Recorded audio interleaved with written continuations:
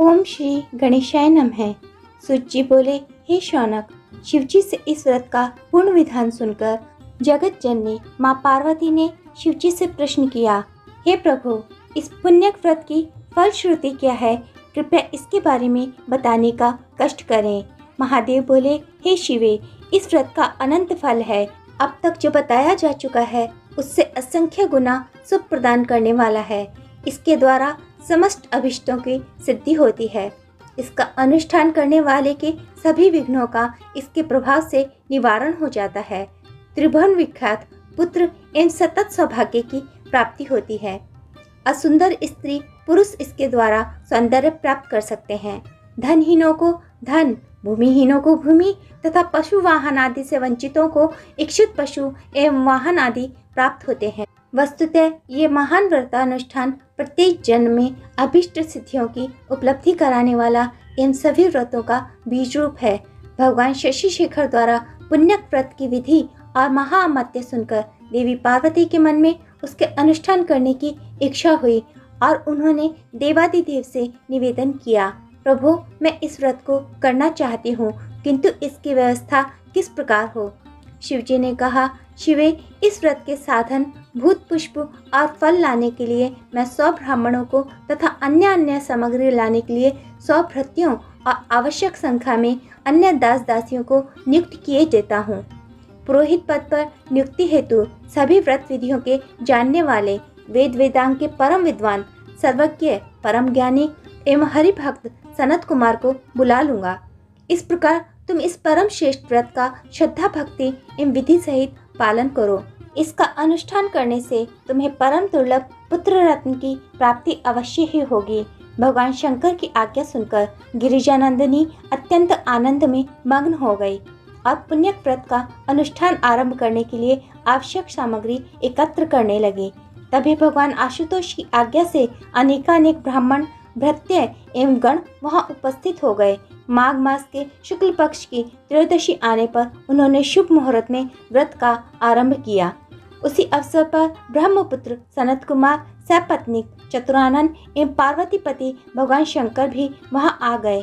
भगवान विष्णु भी अपनी प्रियतमा लक्ष्मी जी के सहित वहां पधारे। साथ में उनके पार्षद गण भी थे। तदंतर सनक, सनंदन, सनातन, कपिल देव, धर्मपुत्र नर नारायण तथा समस्त प्रसिद्ध एवं दिव्य ऋषि मुनि भी वहां उपस्थित हो गए।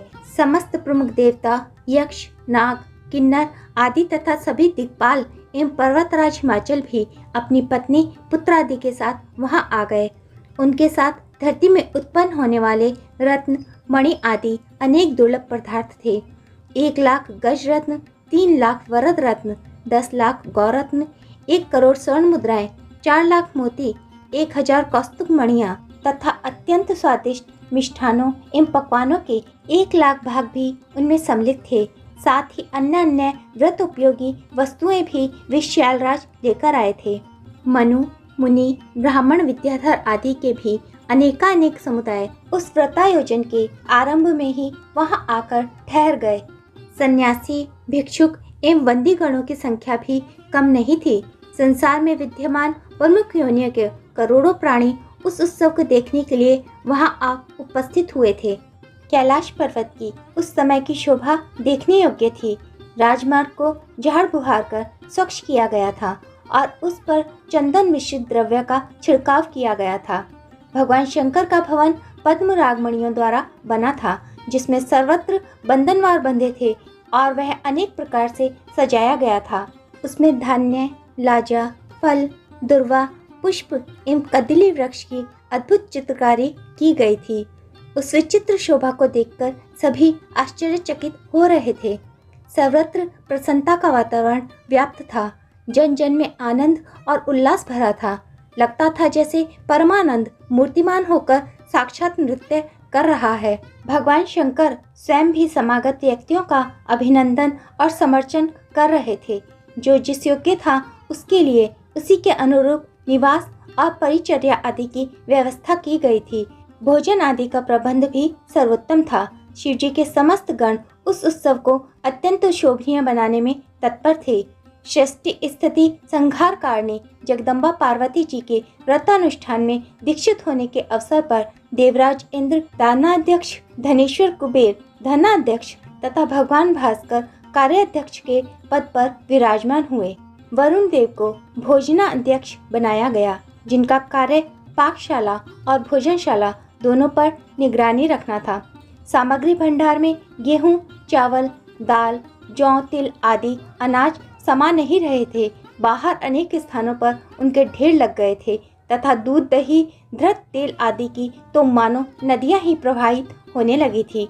गुड़, शर्करा आदि के पर्वत तुल्य अनहित ढेर लगे थे। रजत और स्वर्ण से धरती लिप गई थी, जिस पर मणि, रत्न आदि के अनेकानेक ढेर लगते जा रहे थे। तैयार भोजन सामग्री भी गिर शिखर के समान ऊंचे ऊंचे ढेरों में रखी गई थी, जिसे जब जिस वस्तु की आवश्यकता हो वह तभी बिना किसी रोक टोक के स्वयं ही प्राप्त कर सकता था। उस सामग्री के अतिरिक्त विशिष्ट समागतों के लिए तैयार की गई रसोई कराने का कार्यभार सिंधु तन्या लक्ष्मी जी ने अपने हाथ में लिया तथा अनेक प्रकार के सुंदर सुस्वाद व्यंजन तैयार किए। उस भोजन को परोसने का कार्य 1 लाख ब्राह्मण कर रहे थे। अनेक प्रमुख देवताओं तथा देवराज इंद्र आदि के साथ उस समय स्वयं भगवान नारायण रुचिपूर्वक भोजन कर रहे थे। देवता, दिव्य ऋषि मुनि आदि के भोजन से निवृत्त होने पर सभी एक विशाल वितान के नीचे बैठे। वहां बैठने के लिए सुंदर कोमल मखमली गद्दे बिछाए गए थे। पदानुसार बैठने की व्यवस्था थी। भगवान नारायण के लिए एक सुंदर, दर्शनीय, भव्य रत्न सिंहासन था, जिस पर वे विराजमान थे। उनके सब और प्रमुख देवता एवं ऋषिगण स्थित थे। उनके तेजस्वी पार्षदगण उन पर चंवल डुरा रहे थे। उस समय सिद्ध चारण आदि उनका स्तवन करने लगे। गंधर्वों ने श्रुति मधुर गीतों का आरंभ किया। चतुर ब्राह्मणों ने भगवान को सुगंधित तांबूल दिया। उसी समय चतुरानन की प्रेरणा पर भगवान शंकर ने हाथ जोड़कर उनसे निवेदन किया, हे जगदीश, भक्तों की कामना के कल्पतरुनाथ, मेरी प्रार्थना श्रवण कीजिए। हे प्रभु, गिरिजानंदिनी आज उत्तम व्रत का आरंभ करना चाहती है। उसे श्रेष्ठ पुत्र एवं पति सौभाग्य की कामना है। आप सर्वज्ञ, सर्व अंतर्यामी एवं समस्त कर्म फलों के देने वाले हैं। अतएव परम मंगल कारिणी आज्ञा प्रदान करने की कृपा करें। तदोपरांत पार्वतीपति ने उनका अनेक प्रकार से स्तवन किया और फिर ब्रह्मा जी के मुख की ओर देखते हुए मौन खड़े हो गए। यह देखकर भगवान लक्ष्मीनाथ ने गंभीर वाणी में कहा, गिरिजानाथ, आपकी धर्मपत्नी पुत्र प्राप्ति के उद्देश्य से जिस पुण्यक व्रत का आरंभ करना चाहती है, वह व्रतराज समस्त व्रतों का सारभूत इन समस्त अभिष्ट फलों के प्रदान करने में समर्थ, समस्त सुखों और कल्याणों को देने वाला तथा अंत में मोक्ष का दाता है। इसके अनुष्ठान से हजारों राष्ट्रीय यज्ञों का पुण्य सहज में ही प्राप्त हो जाता है। त्रिनेत्र इस व्रत के अनुष्ठान में हजारों राष्ट्रीय यज्ञों के समान ही साधन जुटाने में धन का व्यय होता है। इसलिए इसे सामान्य साध्वी स्त्रियां नहीं कर सकती, परंतु साध्वी शिवा इसके करने में सहज समर्थ हैं। इसलिए उन्हें यह अवश्य करना चाहिए। इसके प्रभाव से उनके अंक में भगवान गोलकनाथ साक्षात क्रीड़ा करेंगे। वे गणेश नाम से अवतार लेंगे, जिनके स्मरण मात्र से समस्त विघ्नों का नाश हो जाएगा। भगवान रमानाथ के कृपापूर्ण वचन सुनकर भगवान वृषध्वज प्रसन्न हो गए। उनका हृदय गदगद हो गया। तदोपरांत वे वहां से उठकर अंतःपुर में गए और गिरिजानंदिनी को भगवान नारायण के कहे हुए वचन सुनाए। इससे शैलपुत्री भी अत्यंत प्रसन्न हुई। तभी व्रतारंभ का शुभ मुहूर्त आ गया। पार्वती जी के व्रतारंभ काल में भगवान शिव की प्रेरणा से अनेक प्रकार के दिव्य बाजे बजने लगे। तभी शैलनंदिनी ने पवित्र गंगा जल से स्नान कर शुद्ध वस्त्र धारण किए और विप्रों ने पूजा विधि का आरंभ किया। चावलों पर विधि पूर्वक रत्नमणि मंडित स्वर्ण कलश स्थापित किया गया और तब श्रेष्ठ मुनियों एवं पुरोहितों को रत्न में सिंहासनों पर बैठाकर उनका पूजन किया गया। फिर आदिदेव गणेश्वर की पूजा के पश्चात ब्रह्मा, विष्णु और महेश का पूजन किया गया। तदोपरांत स्वस्तिवाचन, पुण्याहवाचन, मात्र का पूजन आदि के साथ ही व्रत का आरंभ किया। मंगल कलश पर गोलकनाथ परम ब्रह्म श्री कृष्ण का आह्वान कर षोडोपचार से उनका अत्यंत भक्तिपूर्वक पूजन में त्रैलोक्य दुर्लभ पदार्थ अर्पण किए गए। तदोपरांत पुष्पांजलि एवं भावांजलि समर्पण के साथ स्तवन किया। तदंतर तीर्थरथ की 3 लाख आहुतियों से शिवप्रिया ने हवन किया और फिर ब्राह्मणों, मुनियों, देवगणों एवं अतिथियों आदि को विविध प्रकार सुस्वाद दिव्य व्यंजनों से भोजन कराया और विप्रों को स्वर्ण आदि की दक्षिणा दी। सभी पार्वती जी की प्रशंसा करने लगे। चारण आदि ने शिव शिवा का यशोगान किया तथा अप्सराएं नृत्य करने लगीं। इस प्रकार परम साध्वी गिरिजानंदिनी ने पुण्यक व्रत का आरंभ किया और 1 वर्ष तक जब जब जिस जिस नियम का पालन करने का विधान था तब तब उस नियम का निष्ठापूर्वक पालन करते रहे। धीरे धीरे दिन बीतते गए और व्रत पूर्ण होने के दिन निकट आते रहे। अंतिम 15 दिनों में निराहार रहने के पश्चात व्रत पूर्ण रूप से संपन्न हो गया। व्रत समाप्त होने पर पुरोहित ने कहा, सुवत्रे, आपका व्रत पूर्ण हो गया है, अब मुझे दक्षिणा दीजिए। पार्वती जी ने कहा, द्विजवर, आज्ञा कीजिए कि आपको दक्षिणा में क्या दूं? मैं आपको इच्छित दक्षिणा दूंगी। ऐसी कोई वस्तु नहीं है जो आपको न दी जा सके। देवी, पुरोहित ने कुछ हिचकते हुए कहा, मेरी मांग आपको कुछ अटपटी सी लगेगी, इसलिए सोचता हूँ कि दक्षिणा लूं या नहीं। किंतु एक दुविधा यह भी है कि दक्षिणा न लेने से व्रतानुष्ठान का जो फल मिलना चाहिए वह मिलेगा या नहीं। गौरी ने कहा, पुरोहित जी, कार्य की संपन्नता स्वरूप दक्षिणा का दिया जाना आवश्यक होता है। फिर जो लोग देने में समर्थ ना हो उनकी बात दूसरी है। मैं तो अभिष्ट दक्षिणा देने में समर्थ हूँ, तब न देने से कार्य की पूर्ति कैसे होगी?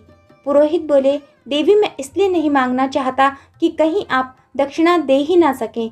फिर भी आपका आग्रह है तो मैं निवेदन करता हूँ कि मैं आपके पति भगवान वृषध्वज को दक्षिणा स्वरूप मांगना चाहता हूँ।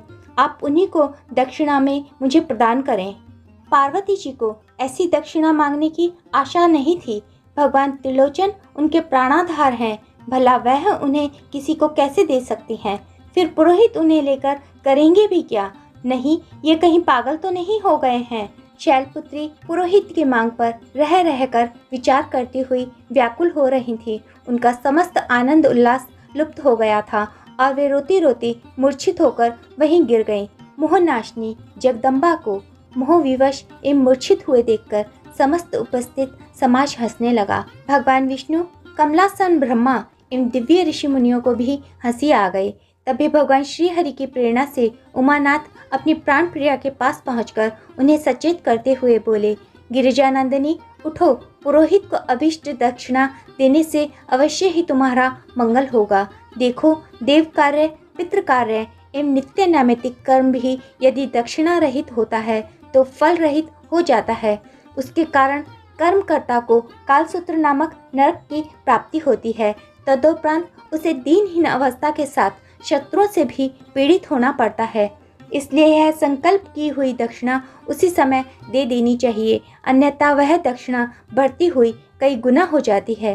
पार्वती जी को चेत हो गया और उन्होंने अपने पतिदेव की उक्त बातें भी सुन ली, किंतु सोच विचार करती हुई मौन खड़ी रहीं। यह देखकर भगवान विष्णु और चतुरानन ब्रह्मा जी ने भी उन्हें समझाया और कहा, देवी, आपके द्वारा धर्म की रक्षा किया जाना बहुत आवश्यक है। धर्म ने भी कहा, शैलनंदिनी, आपने पुरोहित को अभिष्ट दक्षिणा देने का वचन दिया है, इसीलिए उसे इच्छित प्रदान करके मेरी रक्षा कीजिए, क्योंकि मेरी रक्षा में ही सब प्रकार का मंगल होना निहित है। पार्वती जी को इंद्रादि देवताओं ने भी बहुत समझाया। जब उन्होंने कोई उत्तर ना दिया तो प्रमुख ऋषि मुनियों ने उन्हें विश्वास दिलाया। शिवे, आप स्वयं ही धर्म को जानने वाली हैं, उसकी रक्षा करना आपका परम कर्तव्य है। फिर हम सबके यहाँ उपस्थित रहते हुए आपका किसी भी प्रकार से अकल्याण नहीं हो सकता। इस पर भी उमा मौन रही।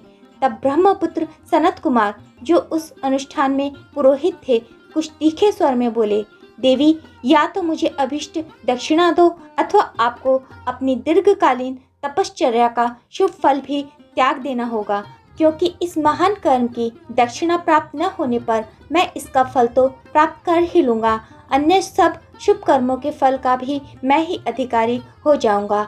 देवी पार्वती ने व्याकुलता पूर्वक कहा, अपने सर्वसमर्थ पति से वंचित करने वाले कर्म के फल से मैं कोई लाभ नहीं देखती। फिर दक्षिणा देने, धर्म की रक्षा करने और पुत्र लाभ होने में भी मेरा कौन सा हित होगा। मूल को न सींचकर वृक्ष की शाखा को सींचने से क्या वृक्ष हरा रह सकता है। विप्रवर, यदि प्राण ही जाने लगे तो यह देह की रक्षा से क्या प्रयोजन सिद्ध होगा। हे देव ऋषियों, हे महर्षियों, पति से अधिक पुत्र नहीं हो सकता। साध्वी स्त्रियों के प्राण तो पति ही हैं। 100 पुत्र एक और अकेला पति एक और रहे तो भी पति की ही महिमा अधिक रहेगी। आप ही बताएं कि जब पति को ही दक्षिणा में दे दूंगी तो मेरे पास क्या रहेगा। फिर पति से वंचित होने पर पुत्र मिलता हो तो वह वस्तुतः किसी काम का नहीं है। पुत्र का एकमात्र मूल पति ही है, क्योंकि वह उसी के अंश से उत्पन्न होता है। जब मूलधन ही चला जाएगा तब विश्व में कोई भी व्यापार संभव नहीं होगा। इसलिए मैं तो यही समझती हूँ कि पुत्र के लोभ से पति का त्याग कोई गरिता नारी ही कर सकती हो तो करे, मैं नहीं कर सकती। पार्वती इस प्रकार व्याकुल हुई बैठी थी। वह पुरोहित की व्रत समाप्ति की दक्षिणा स्वरूप अपना पति प्रदान करने के लिए प्रस्तुत नहीं हुई। इससे समस्त समाज में सन्नाटा छा गया था।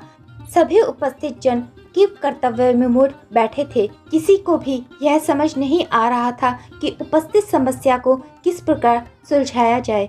उसी समय अंतरिक्ष से एक अत्यंत अद्भुत रत्नादि से निर्मित दिव्य रथ उतरता हुआ दिखाई दिया, जो कि धन नील वर्ण के पार्षदों से घिरा हुआ था। वे सभी पार्षद रत्न अलंकारों से सुसज्जित एवं दिव्य पुष्पहारों से समन्वित थे। देवताओं, ऋषि मुनियों, शिवगणों आदि ने देखा कि उस रथ में भगवान त्रिलोकीनाथ चतुर्भुज रूप में विराजमान हैं, जो कि रथ से उतर उसी स्थान पर समागत हो रहे हैं। उनकी चारों भुजाओं में शंख, चक्र, गदा, पद्म स्थित थे। इनको समागत देखकर समस्त देवता आदि उठ खड़े हुए। ब्रह्मा, विष्णु और महादेव ने उन्हें अर्घ्यादि देकर एक सर्वोत्तम सिंहासन पर विराजमान कराया और फिर सभी ने उनके अभय एवं पाप ताप नष्ट करने वाले परावृंदों में भक्ति पूर्वक प्रणाम किया और गदगद कंठ से उनकी स्तुति करने लगे। भगवान त्रिलोकीनाथ बोले, देवगण, मुझे यहाँ उपस्थित विवाद का समाधान करने के लिए ही आना पड़ा है।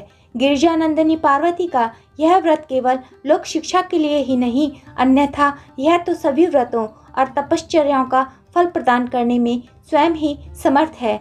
इनकी माया से समस्त चराचर विश्व मोहित हो रहा है, तो यह स्वयं मोह में क्यों पड़ती। इसलिए इनके द्वारा किया जाने वाला अनुष्ठान अपने लिए कदापि नहीं है और व्रतादि की समस्त विधियों के ज्ञाता, वेद वेदांगों के प्रकांड विद्वान, ईश्वर और सृष्टि के रहस्य ज्ञानपूर्ण, पारंगत तथा परम हरिभक्त और सर्वज्ञ महर्षि सनत कुमार की भी अद्भुत दक्षिणा याचना का रहस्य भी यही है कि व्रतानुष्ठान करता अपना पूर्ण समर्पण कर दे। वह अपना कुछ भी न समझकर सब कुछ परम ब्रह्म परमात्मा का ही समझे। अनुष्ठान कराने वाला पुरोहित भी साक्षात परम ब्रह्म रूप ही है, ऐसा मानता हुआ ही किसी वस्तु के प्रति मोह न रहे। इसलिए इनके द्वारा दक्षिणा में व्रतानुष्ठान करने वाली साध्वी से उसकी सर्वाधिक प्रिय वस्तु मांग लेना भी उचित ही है। इसके पश्चात उन्होंने गिरिजानंदिनी को संबोधित किया, हे शिवे, शिव प्रिय, तुम्हें अपने पति भगवान नीलकंठ को प्रदान कर पुण्यक व्रत पूर्ण कर लेना चाहिए। नियम यह है कि दक्षिणा में प्रदत्त कोई भी पदार्थ उसका समुचित मूल्य देकर वापस लिया जा सकता है। इसलिए समुचित मूल्य देकर तुम अपने प्राणनाथ को वापस ले लेना। भगवान त्रिलोकीनाथ के शरीर जैसे शिव हैं, वैसे गौवें भी हैं। इसलिए पुरोहित को अपने पति के मूल्य में गौ देकर अपना पति लौटा लाना। यह कहकर भगवान त्रिलोकीनाथ तुरंत अंतर्ध्यान हो गए। उनके साथ ही वह रथ और पार्षद गण भी अदृश्य हो गए। भगवान के मुखारविंद से सुने हुए इन वचनों ने सभी समस्या तथा समस्त विवाद को सुलझा दिया था। इस कारण समस्त उपस्थित समुदाय हर्ष विभोर हो गया। शैलनंदिनी भी हर्षित होते हुए उठी और अपने प्राणनाथ चंद्रमौली को दक्षिणा में देने को तत्पर हो गईं। पुरोहित ने हवन की पूर्णाहुति करा के दक्षिणा मांगी, तो शिवा ने अपने प्राणधन शिव को दक्षिणा रूप में प्रदान कर दिया। उपस्थित जन समूह की हर्ष ध्वनि के मध्य महर्षि सनत कुमार ने स्वस्ति कहकर दक्षिणा ग्रहण कर ली। समस्त कार्य पूर्ण हो चुका। देवी पार्वती ने पुरोहित से निवेदन किया, विप्रवर, मेरे पति में और गौ में समानता है, फिर भी मैं आपको 1,00,000 अत्यंत सुंदर श्रेष्ठ दुधारू गौवें दूंगी, जो कि साक्षात कामधेनु के समान है। इनके बदले में आप मेरे प्राणनाथ को मुझे लौटा दीजिए। सनत कुमार बोले, हे देवी, मैं तो ब्राह्मण हूँ, कोई व्यापारी नहीं हूँ, इसलिए मैं आपके द्वारा दी जाने वाली 1,00,000 गौओं का क्या करूँगा।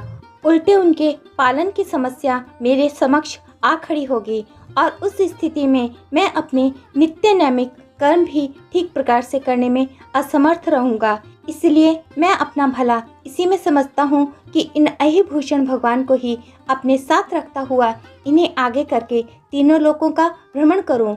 उस समय इनके अद्भुत रूप को देखकर बालक बालिकाएं प्रसन्न होकर ताली बजाएंगे और अट्टहास पूर्वक हो करते चलेंगे। यह कहकर महर्षि ने उमानाथ से कहा, आशुतोष, अब आप मेरे अधिकार में हैं, इसलिए यहाँ आकर बैठिए। यह सुनकर भगवान शंकर सनत कुमार के पास जाकर शांत बैठ गए। अब तो देवी शैलपुत्री को बड़ी व्याकुलता हुई।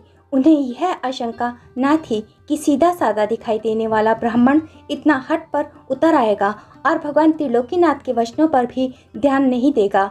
और फिर यह भी दुर्भाग्य की ही बात है कि मुझे न तो अभिष्ट देव का दर्शन ही मिला और न व्रत का फल ही, तब क्या किया जाए। परंतु समस्या का समाधान था ही नहीं, तो जगत जननी ने सोचा, इससे तो प्राण त्याग करना ही श्रेष्ठ है। जब कोई उपाय दिखाई ना दे तो यही अंतिम अस्त्र रह जाता है। किंतु कहते हैं कि आत्मघात पाप है, तो उसका भी जो फल मिलेगा भोग लूंगी। ऐसा निश्चय कर गिरिजा प्राण त्याग के लिए प्रस्तुत हुई। उनका निश्चय समझने में ब्रह्मा विष्णु को देर न लगी। उन्होंने समझाया, देवी, विपत्ति के समय धैर्य का त्याग ही विनाश का प्रमुख कारण होता है। किसी भी संकट से मुक्ति पाने का उपाय आत्मघात नहीं है, वरन विवेक बुद्धि से काम लेना है। गिरिजा पुत्री ने उनकी बात पर ध्यान नहीं दिया और वह अपने निश्चय को कार्य रूप में परिणित करने को ही थी कि अंतरिक्ष के शून्य में सहसा करोड़ों सूर्य के सम्मिलित समूह के समान एक परम उत्कृष्ट तेजपुंज प्रकट हो गया, जिसके कारण समूचा कैलाश पर्वत और समस्त दिशाएं प्रकाशमान हो उठी। वह तेज मंडल असीमित अनंत था। यह देखकर समस्त देवता और ऋषि मुनि समझ गए कि भगवान हैं, इसलिए सभी भक्ति भाव से प्रणाम करके गदगद कंठ से उनकी स्तुति करने लगे। देवताओं ने कहा, हे प्रभु, आप असीमित और अनंत की यथार्थ रूप से स्तुति करने में तो हम पूर्ण रूपेण असमर्थ हैं, क्योंकि आप समस्त विश्व के परमाश्रय, मायामय और माया से भी परे हैं। हे नाथ, दृश्यमान जगत आपका ही महिमामय स्वरूप है। कोई भी दृश्यमान या अदृश्य पदार्थ किसी भी अवस्था में आपसे भिन्न नहीं हो सकता। हे प्रभु, हे जगदीश्वर, इस समय जो विकट परिस्थिति उत्पन्न हुई है उससे आप ही उबार सकते हैं। ब्रह्मा, विष्णु, महेश ने कहा, हे प्रभु, आप समस्त देवता, ऋषि मुनि एवं हम त्रिदेवों की भी उत्पत्ति करता है। हम सब आपके ही संकेतानुसार सृष्टि की उत्पत्ति, पालन और प्रलय किया करते हैं। हे प्रभु, हे नाथ, हे जगदीश्वर, आप हम पर कृपा कीजिए। धर्म ने निवेदन किया, त्रिलोकीनाथ, आपकी आज्ञा से ही समस्त धार्मिक और न्यायवान पुरुष मेरी रक्षा में तत्पर रहते हैं। हे प्रभु, यह सब आपकी महिमा का ही प्रभाव है। अन्य देवताओं ने कहा, हे नाथ, आप वाणी से परे होने के कारण अकथनीय, शिक्षा में, ज्ञान में एवं ज्ञानातीत हैं। तब आप समस्त वेदों के कारण सक्ष ज्ञान मूर्ति का स्तवन किस प्रकार किया जाए। हे प्रभु, हम सब आपके कलांश में होने के कारण आपकी संपूर्ण कलाकारी को ठीक प्रकार से जानने में भी समर्थ नहीं हैं। ऋषियों ने कहा, मोक्षप्रद प्रभु, आप समस्त कल्याणों के आश्रय, सिद्धियों के प्रदाता तथा बुद्धि के प्रेरक हैं। आपकी ही प्रेरणा से हम सब केवल आपके ध्यान में अनहरित तल्लीन रहते हैं, फिर भी आप करुणा मूर्ति के साक्षात दर्शन नहीं कर पाते। हे प्रभु, हम आपको नमस्कार करते हैं। आपकी जय हो, आपकी जय हो। तभी सर्वत्र जय घोष होने लगा। सभी दिशाएं भगवान परम ब्रह्म श्री कृष्ण के जय जयकार से गूंज उठी। तभी जगत जननी पार्वती ने परमात्मा के स्वरूप का गुणगान करते हुए निवेदन किया। सर्व अंतर्यामी, आपका अद्भुत तेज करोड़ों सूर्यों को लजाने में समर्थ है। आपके स्वरूप का वर्णन कोई भी नहीं कर सकता। आप अणु अणु में व्याप्त एवं परम महिमामय हैं। आप इच्छा मात्र से ही सभी कुछ करने में समर्थ हैं। इसलिए आप तो मुझे जानते हैं, किंतु मैं आपको यथार्थ रूप में कैसे जान सकती हूँ। हे प्रभु, मैंने पुत्र की कामना से पुण्यक व्रत का अनुष्ठान किया है, किंतु इस अनुष्ठान की समाप्ति पर विधानानुसार अपने प्राणपति को दक्षिणा के रूप में दिया जाता है। यह कार्य अत्यंत दुष्कर है। कोई साध्वी नारी पुत्र के लिए अपने पति का त्याग कैसे कर सकती है। हे करुणामय, हे गोलकनाथ, आप मेरी इस शोचनीय स्थिति को समझकर मुझ पर दया कीजिए। गर्भवती गिरिजा भगवान श्री कृष्ण के ध्यान में मग्न हो गए। उन्हें उस समय अपने तन मन की सुधि नहीं थी। उनकी दृष्टि अंतरिक्ष में उभरे हुए तेजपुंज पर टिक गई थी। तभी उन्हें उस अनंत तेज राशि के मध्य अद्भुत रूप लावण्य युक्त अत्यंत मनोहर स्वरूप के दर्शन हुए। मुखमंडल पर अवर्णीय तेज, अधरों पर सरल मुस्कान, हाथ में अमृत की वर्षा करने वाली मुरली, कंठ में मणियों और वन पुष्पों के हार, मस्तक पर स्वर्ण रत्नमय किरीट, कानों में दिव्य कुंडल, विशाल भाल पर तिलक, नीलवर्ण देह पर पीतांबर, विभिन्न अंगों में रत्नाभरण, कटी में कंचन मेखला, चरणों में क्वणित किनकी और कीरट पर मोर का पंख सुशोभित था। वे भगवान दिव्य एवं भवन रत्न सिंहासन पर विराजमान थे। उनके पीछे सखाजन चंवर डुला रहे थे। शैल नंदिनी ने उस भुवन मोहन स्वरूप को देखा तो एक टक देखती ही रह गई। उनके मन में हुआ कि पुत्र मिले तो इसी रूप के समान सुंदर हो। उन्होंने सुना, गिरिजे, तुम्हारा व्रत सफल हो गया। तुमने जैसे पुत्र की कामना की है वैसा ही प्राप्त होगा। गिरिजा नंदिनी के हर्ष की सीमा न रही। उन्होंने निवेदन किया, प्रभु, आपने व्रत की सफलता स्वरूप अपने समान पुत्र प्राप्ति का वर तो दे दिया, किंतु जो मूल समस्या है उसका तो समाधान ही नहीं हुआ है। हे परमात्मा देव, मुझ पर कृपा कीजिए। पार्वती को लगा ये भगवान त्रिभुवन हंसते हुए कह रहे हैं, पार्वती, यह समस्या तो सामयिक है, स्थायी नहीं। इसका प्रतिकार तो स्वतः ही हो जाएगा। तुम कोई चिंता ना करो। तुम्हारी जो भी कामनाएं हैं वे सभी पूर्ण हो गई हैं। समझो, निश्चय ही तुम पूर्ण काम हो गई हो गिरिजानंदिनी। और तब शैलजा ने उन परम प्रभु को प्रणाम किया और वे परमात्मा देव सबके देखते देखते वहीं अंतर्ध्यान हो गए। सहसा अंतरिक्ष में वह प्रकट तेजपुंज तिरोहित हो गया। अब महर्षि सनत कुमार ने भगवान विष्णु की प्रेरणा से शैलनंदिनी के प्रति कहा, जगत जननी, तुम्हारे पति तो नीरे आगड़ बाबा हैं। यह मेरे किसी काम के नहीं है। मैंने विचार करके देखा कि इन्हें लिए लिए मैं कहाँ कहाँ फिरता रहूँगा, इसलिए तुम इन्हें अपने पास ही रख लो। देवी पार्वती की प्रसन्नता की सीमा न थी। उन्होंने पुरोहित से निवेदन किया, विप्रश्रेष्ठ, आप बड़े कृपालु हैं। मैं आपकी महानता को नहीं समझ सकी थी। अब आप मुझे आज्ञा दीजिए कि इनके बदले मैं क्या वस्तु प्रदान करूं। सनत कुमार बोले, हे देवी, ब्राह्मण को वैसे तो कुछ भी अभिष्ट नहीं है, फिर भी व्रत की संपन्नता स्वरूप और उसे फलवान बनाने के लिए दक्षिणा लेना आवश्यक ही है, इसीलिए कपिला गौ ही दे दीजिए। शैलनंदिनी ने सनत कुमार को कपिला गौओं का दान किया और अनेक बहुमूल्य रत्नाभूषण एवं दिव्य वस्तुएं प्रदान की तथा अन्य समस्त ब्राह्मण, ऋषि मुनियों, बंदीजनों एवं भिक्षुकों आदि को उनकी अभिष्ट वस्तुएं प्रदान कर दी और सुस्वाद पदार्थों से भोजन कराया। सभी सब प्रकार से संतुष्ट होकर उनकी प्रशंसा करते हुए आशीर्वाद देने लगे। तदोपरांत देवी पार्वती ने अपने प्राणपति का अत्यंत प्रीतिपूर्वक पूजन किया। उस समय दिव्य वाद्य बजने लगे, गंधर्व गाने लगे और अप्सराएं नृत्य करने लगी। सुमुखियां मंगल गीत गाने लगी। सर्वत्र आनंद उल्लास छा गया। इस प्रकार भगवती गिरिजानंदिनी का पुण्यक व्रत समाप्त हुआ। इसके पश्चात उन्होंने शिवजी के साथ स्वयं भी भोजन किया। तदोपरांत समस्त उपस्थित जनों को मुख शुद्धि के लिए तांबूल दिए गए और शिव शिवा ने भी तांबूलों का सेवन किया। इसके पश्चात उत्सव समाप्त हुआ और सभी आगत जन अपने अपने स्थानों को लौट गए। ओम श्री गणेशाय नमः। हे विघ्न विनाशक गणेश, जिस प्रकार आपने माता गिरजानंदिनी के सभी संकटों का निवारण किया, उसी प्रकार इस जगत में व्याप्त सभी के संकटों का निवारण करना। और जो कोई भी आपकी कथा को इस समय सुन रहा हो, उसके सभी कष्टों को आप हर लीजिए।